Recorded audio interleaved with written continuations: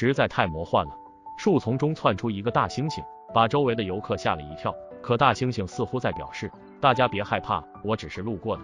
随后大猩猩径直走开，没有攻击人类的想法。这是纯野生的山地大猩猩，难道是将游客当成同类了吗？接下来出现更加神奇的一幕，一只大猩猩正要离开，却被一个女士挡住去路。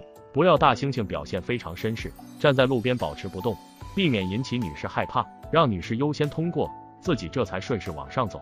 大猩猩不愧为灵长类动物，其灵性令人难以置信，希望人类不要伤害它们。同时人与野生动物在这一刻实现了真正的和谐相处，也让人们更加珍惜与大自然中生灵们的每一次相遇。